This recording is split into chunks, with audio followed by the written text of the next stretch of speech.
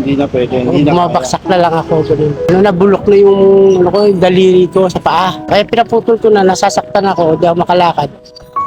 Kinabibiliban sa kanilang lugar ang 48 anyos na si Francisco Rojas.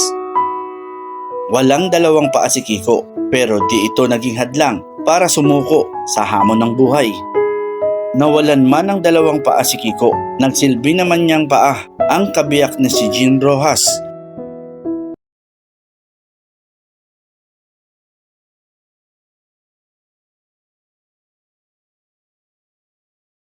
Kwento ni Jean, kahit noong kumpleto pa ang paa ng mister ay sadyang masipag na ito, anya, kesa manatili sa bahay. Laging nasa labas si Kiko at namamasada ng tricycle. Bukod sa nag-aalalay sa mister at nag-aasikaso ng 3 anak, nagtitinda rin si Jean ng lugaw. Eh, syempre, wala na siyang paa eh. Kahit ganyan naman po kasi yan siya, ano eh, yung tawag nito, namamasada araw-araw, ganun. Hindi po siya, ano, yung tawag nito, ayaw po niyang nag-ano sa bahay, naiinip po siya. Gusto niya, naghahanap buhay Opo. dati. Oo. Wag na. Eh, ngayon, ganyan sitwasyon niya, paano nilalabanan yung, ano? Sobrang hirap, syempre. Pag iniisip ko po na nakakawa lang po kasi kung iwanan. Kasi wala siyang kasama doon, wala siyang kasama, mag-isa lang.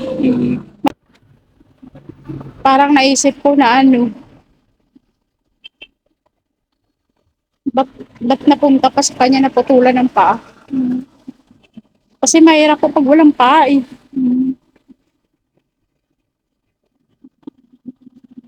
Siyempre, bawat ng galaw niya, parang ako na rin yung paa.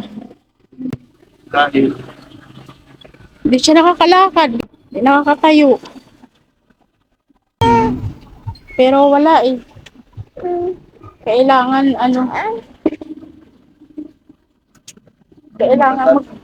maghanap buhay. Ipinakita sa akin ni Kiko kung paano niya minamaneho ang tricycle, gayong wala naman siyang paa. Sabi niya, pinakonvert niya ang cambio nito at preno para hindi siya hirap at pinadisc brake pa niya ito para malakas ang preno at ligtas. paano mo na, ano yan, na-drive? So pina-convert mo na to? Convert ng spray. Converted siya. Kailangan niyang maghanap buhay dahil kailangan niya ng pang-maintenance sa gamot at sa pagtustos sa kanyang 3 anak. Francisco Rosso.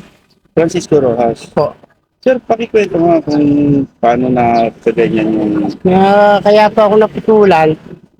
Yung sa kuko, yung sugatan lang ng konti. Kumalat ng kumalat, gumapang. Kaya tunayin na po banda rito sa paa, sa tuhod. Kailangan bang putulin na...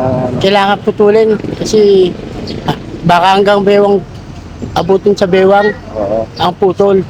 Pero to, kaya pinaputol ko na, nasasaktan ako, di ako makalakad. Nabulok na yung, yung daliri ko sa paa. Yan, no? Wala na, hindi na pwede lumakad. Hindi na pwede, hindi na kaya. Bumabaksak na lang ako. Ganun.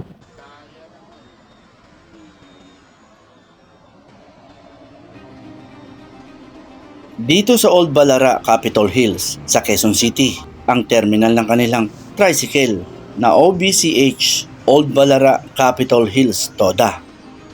Ayon kay Alex, wala pa naman nagrereklamo na pasahero. Tinanong ko kasi siya kung meron na bang nagreklamo o umangal na pasahero dahil sa kalagayan ni Francisco. Alex Sugabar po. Isa po ako sa opisyalis po ng OBCH TODA. Sir, gano'n nyo nakatagal ka miyembro to si Sir? Matagal na po. Ilang dekada na po siyang miyembro dito. Almost 15 years something, may na po. Sa kalagayan nyo yan, pinapayagan siya bumiyahe. Actually po base po sa presidente namin, pinapayagan siya. Opo. Pinapayagan siya. Opo. Wala naman kayo naging problema. As of now, wala naman po kasi ganyan po yung status niya. Sumusunod lang po siya sa mga proseso. at may mga lugar na hindi siya pinagbabawalan siyang dumaan. Lalo na pag along Commonwealth, no? Yan, kasi medyo delikado po doon. Along dito lang po siya. Kung saan yung ano po namin, yung mga ruta po namin. Sa mga pasahero, nagkakaroon ba tayo ng complaint? Or, Sa pasahero po, wala pa naman kami na-encounter. Sa halagang 700 na kinikita niya sa biyahe, hindi sapat. Kulang pa, kaya't kailangan niyang maghanap buhay dahil kailangan niya ng pang-maintenance ng gamot sa kanyang diabetes. Ito ang kwento ng buhay ni Francisco Rojas na PWD, isang tricycle driver, may asawa at ama ng 3 anak. Nanawagan din si Kiko sa gustong magbigay ng tulong sa kanila.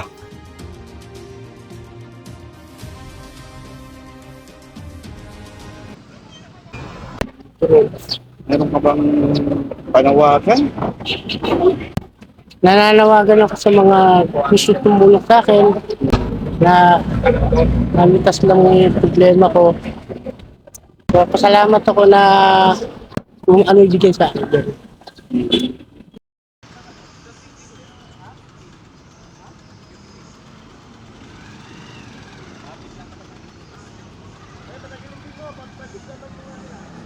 Ako, si Alfredo Patriarca, nagbabalita